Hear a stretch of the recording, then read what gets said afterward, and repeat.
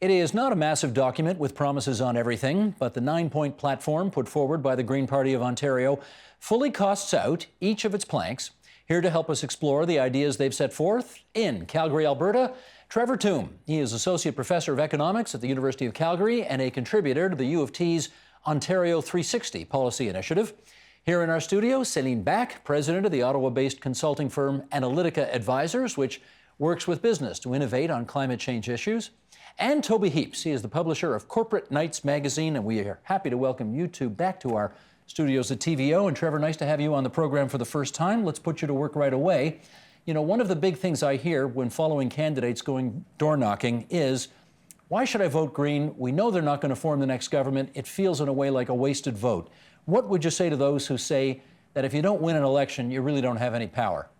Well, that's a great question, but I think ideally an election is a time for people to discuss and debate on the issues. And I think climate policy, for example, is a very important issue, not just in Ontario, but provinces across Canada as a whole, federally, and indeed the world. And so there's some big decisions that Ontarians will need to make on climate policy in particular. Should we stick with the cap and trade, switch to a carbon tax, do less altogether? And so these are very important ideas to discuss. And whether or not you win the election doesn't mean you can't have influence on that debate. Céline, in your view, is there any value in voting Green, knowing, as Mike Schreiner will tell you, they're not going to form the next government? Well, there's certainly value, I think, in being engaged enough in Ontario politics to really understand the Green platform. And I think that there are some ideas and some proposals in the Green platform that are absolutely worth debating. And I think there are many people who will think it's absolutely worth taking their vote and voting Green. Well, let's start with one of them here. Toby, I want to start with the Pickering nuclear generating station. That's where we sort of ended up with Mike Schreiner. We know the Greens want to close that down. We know they're not fans of nuclear power. The opposition parties, those opposing the Green position on this, say we're going to lose jobs if we shut this thing down, and we need that electricity to keep the lights on. Where are you on this? Well, maybe just quickly before answering, to back up Céline and Trevor's points, the history of small parties is a history of big ideas. And if we look back at the 2003 election in Ontario, the Greens had about 3%. They went to 8% in 2007, surged almost 250%. And that sent a really strong message to the governing Liberals that there was a real constituency there for Green ideas. And it was one of the factors that enabled the provincial Liberals to be so bold on their Green policies in that administration and in the recent administration. Shutting down the coal plants, for example. Shutting down the coal plants, the Green Energy Act. So with respect to Pickering, it's hard to understand how it's a sensible decision. I guess there's maybe two factors that might make Sorry, which part is the not sensible part? To extend it. Okay. So on one hand, you have about 1,900 people who work there, about 7,600 indirect jobs. So not to discount those indirect jobs as well. 7,600 jobs all told, including indirect. On the other hand, on another positive point, the Pickering power is being produced in Ontario, and people are kind of sovereign about their power, sort of like water and beer. But the power really is just electrons, and our oil comes from all over the world. But on the cost side, it costs Ontario about an extra $1.1 billion a year compared to the alternative, which would be importing it from Hydro-Quebec along the existing transmission lines. And so that $1.1 billion a year is quite a bit of money. It's about, there's 7,600 jobs potentially, but that's $152,000 per job. That's a pretty expensive way to create good jobs. So I don't think it makes a lot of sense from a policy perspective, from a political perspective, if you're thinking about ridings around Pickering and you're thinking about jobs and unions that might have more say than the sort of overall province. Maybe that's how it happened, but I don't see how it makes sense from a policy perspective. That's the thing about it, Trevor, right, is that the politics around trying to shutter a nuclear power plant have always been extremely complicated, and Toby makes a good point about the sovereignty of power. They may just be electrons, but for some reason, succeeding governments in Ontario have always decided that better the power be created here, where the votes are, as opposed to importing it from somewhere else. How do the Greens get around those political realities? Yeah, well, I think first some perspective is useful here. Nuclear power is about 60% of Ontario's overall electricity generation mix. And so it's a very important component, and it would be extremely difficult to shift off that. But taking a step back to the general principle of trade between provinces, there are gains from trade in all goods and services. Some provinces are able to produce electricity better than others. For example, importing hydropower not just from Quebec, but potentially Manitoba in western and northern portions of Ontario can make a lot of sense. So on electricity policy, I think we should think less about sovereignty and self-sufficiency, and more just about costs. Are we designing the electricity system in the least cost way? Are we sourcing our electricity that we use from the least cost producers? And sometimes that does mean importing from other provinces, but that's just fine. And I think it does align with some federal priorities. Building interprovincial transmission lines, for example, may be a very important part of the new Canada Infrastructure Bank, allowing provinces like Manitoba and Quebec to expand hydro production to ship out to other provinces. Let me see, Celine, if I've got these numbers right, and you will, I know, correct me if I haven't.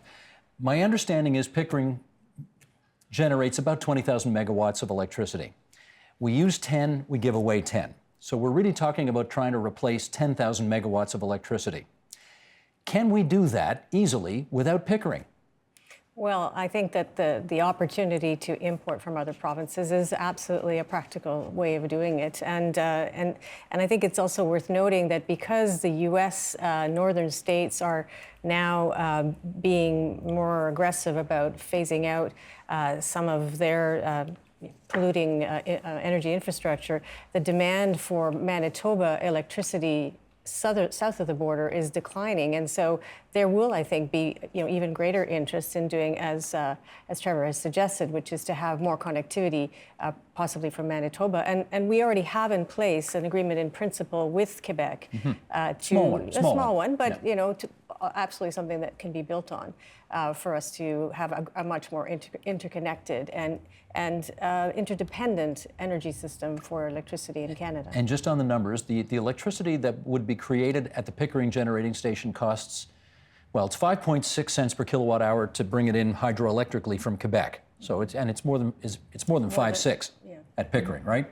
Well, it's closer to 11 actually. It's 10 cents and I think 10.4 cents a kilowatt hour. So it's significantly more expensive. And again, we have the Canada Infrastructure Bank that's been set up in order to deliver on the opportunity to create sustainable infrastructure. Transmission infrastructure is part of sustainable infrastructure, and it's an opportunity for us to actually act on the money that's sitting there. I think the Ontario Clean Air Alliance says since we only really need 10 and use 10,000 megawatts, we can do that with existing transmission facilities. We actually don't need to spend any more money building new ones. But anyway, on to another thing here. I want to ask you about cap and trade. I want your view on the Green Party's position, which is to phase out the cap and trade plan that the current government of Ontario brought in and instead go 5 years down the road to a carbon tax system. What's your position on that?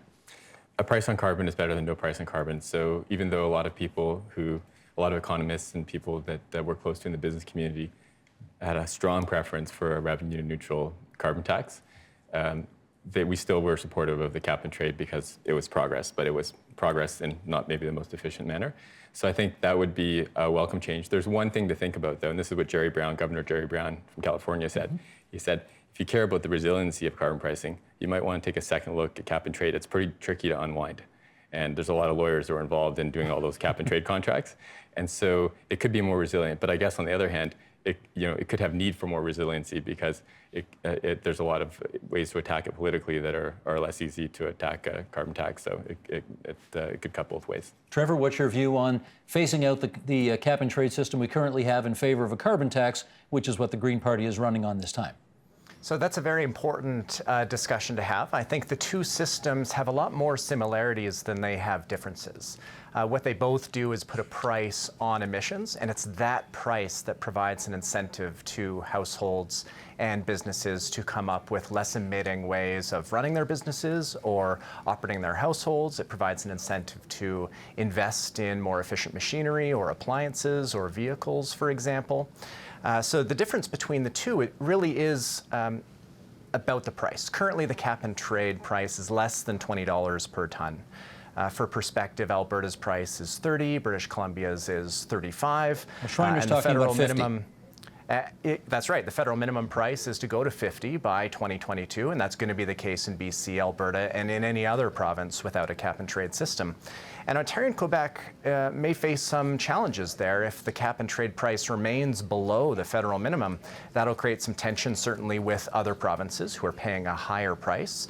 And it may really require that we think about putting even a minimum price within the cap-and-trade system in the same way that the United Kingdom does. Selena, I want to make sure we get to as many aspects of the Green Plan as possible, so I'm going to move on now to something that you spend a lot of time working in, which is essentially the new green economy.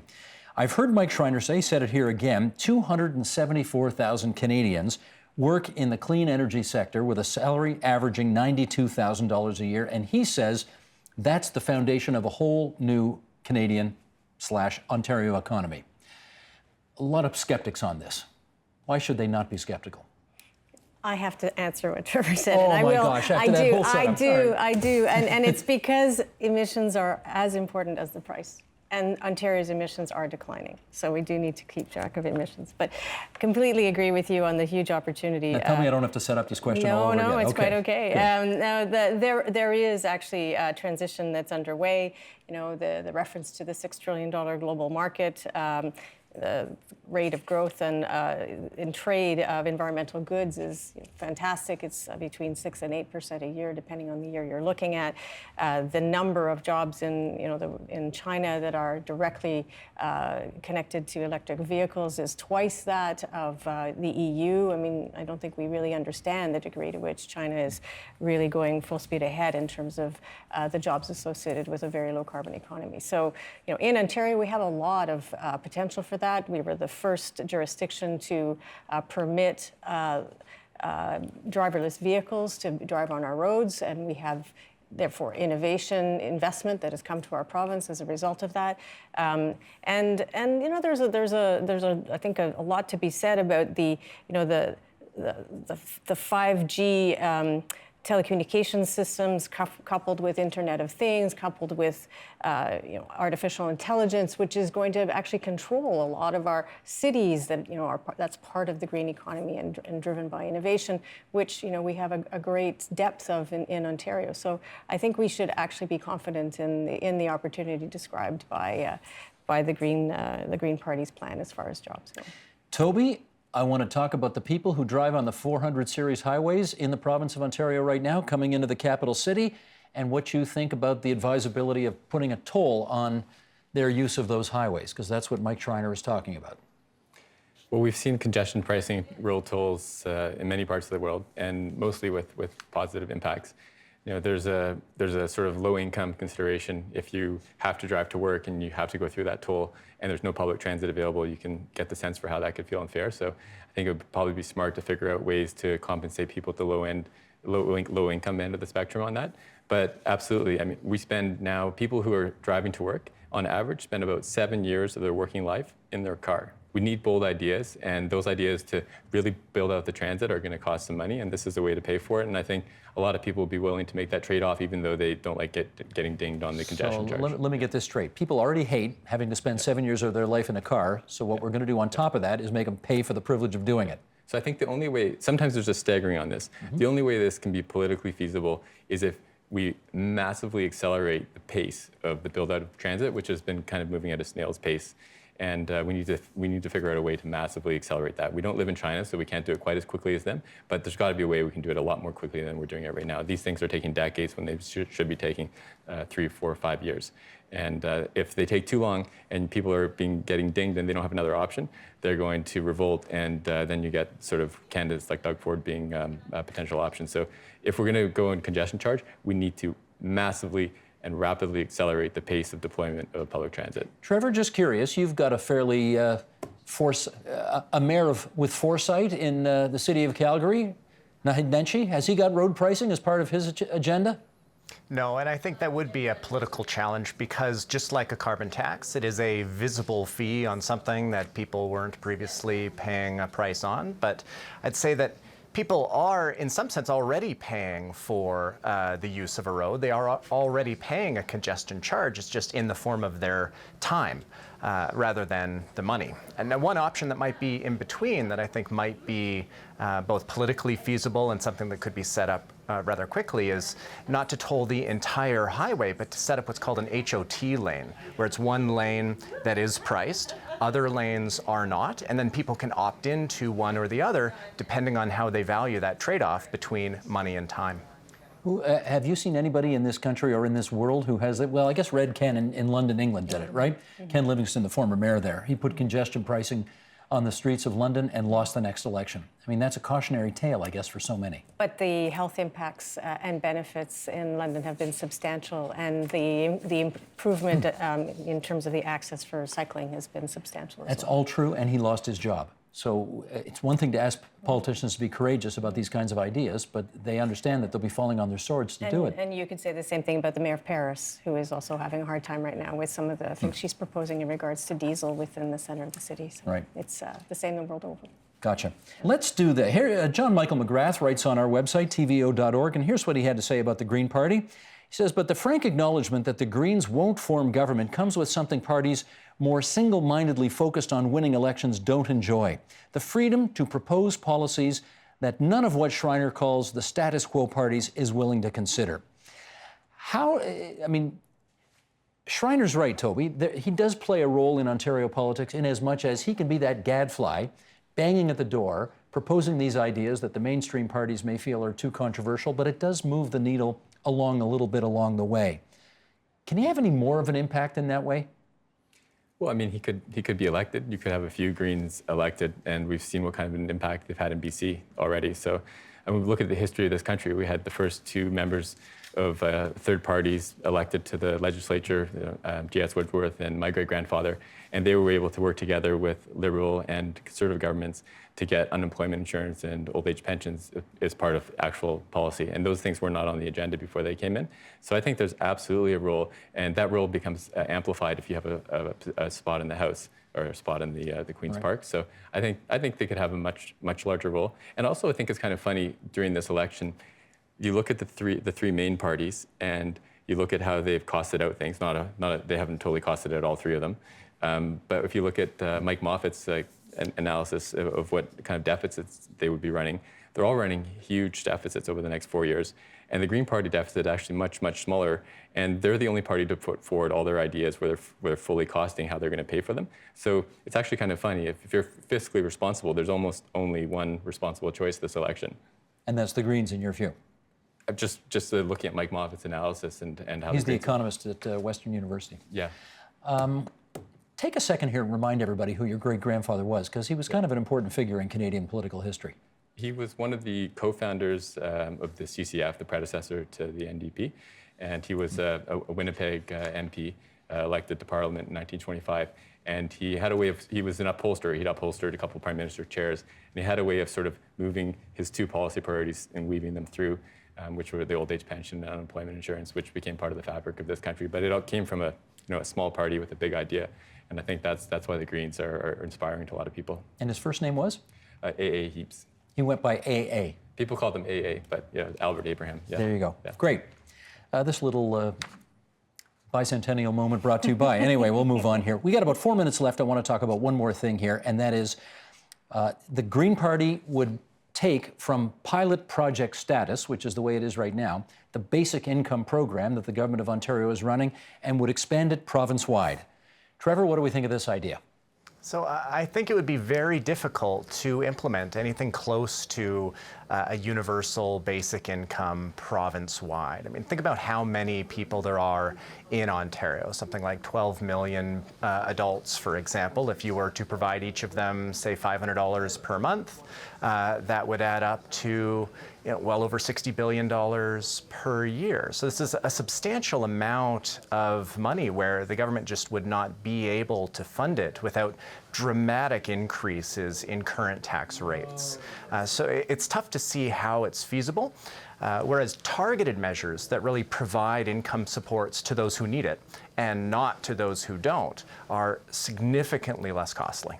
Just, I think, a minor correction on the numbers. I think we're 13 million population in Ontario right now, half of them adults. So, not to take away from your point, but the The math is a little less frightening than the way you've portrayed it. But anyway, Céline, your view on this basic income program? Basic income programs are being tried all over the world right now, and they have some important qualities insofar as they actually help to reduce the cost of all kinds of health-related costs, social assistance-related costs, crime, et cetera, many benefits associated with them. I would imagine that if it was more broadly implemented, because we have the trials happening in Ontario, it's taken, I think, 20 years to move from the basic research to those trials occurring, and kudos to the current government for doing that. There may be ways of balancing that out in terms of if people have certain thresholds of income, they don't get the guaranteed benefit that is being proposed. So I think we can be practical about it. Toby, the reality is Finland looked at it, they did a pilot program, and they opted against going ahead. They shut it down. They had a change in government, went to a sort of a right-wing government. So we have some evidence that was done in Manitoba a few decades ago. I think one of the potentially great legacies of Kathleen Wynne will be this large-scale pilot of 4,000 people on the minimum income. But it's interesting, if we look at the Parliamentary Budget Office from Ottawa, they costed out what it would cost Canada to roll out the minimum basic income across the country, sensibly how Ontario is proposing to do it on these pilots. And they said it would cost around a little over 70 billion, but if you minus the welfare payments that you would be erasing, around 40 billion. So it's a 40 billion-ish net cost. But then you also consider how many people are in the hospital because they're poor. How many of our other types of payments are going out? And so then you can get it down, maybe you're getting down into more of the 30s, 20 billion. Not to mention bureaucrats who run these programs in the first place. Yeah, all this red tape and which you wouldn't need. And interfering in any state in people's lives. So let's say you get down to 30 billion and Ontario saves a third of that. That's 10 billion a year. There's a way to come up with $10 billion a year to provide a seminal social justice policy like that would give people the security to really be able to flourish in this changing gig economy that we're living in. Gotcha. My thanks to you three. That's our time tonight for putting the green policy under a bit of a microscope here. Trevor Toome at the University of Calgary, we thank you for being on the line from Western Canada. Céline Back from Analytica Advisors, and Toby Heaps, whose magazine Corporate Knights gives out awards every year to the greenest folks out there. You're the guys who gave Brian Mulroney the greenest prime minister. Greenest prime minister of the last half century. Yeah, it was Maud Barlow and Elizabeth May voted on it. It was probably one of the only times Brian Mulroney got an award from such. Indeed. Okay. Thanks, everybody. Good to have you on TVO tonight. The Agenda with Steve Paikin is brought to you by the Chartered Professional Accountants of Ontario, helping businesses stay on the right side of change with strategic thinking, insightful decisions, and business leadership. Are you on the right side of change? Ask an Ontario CPA.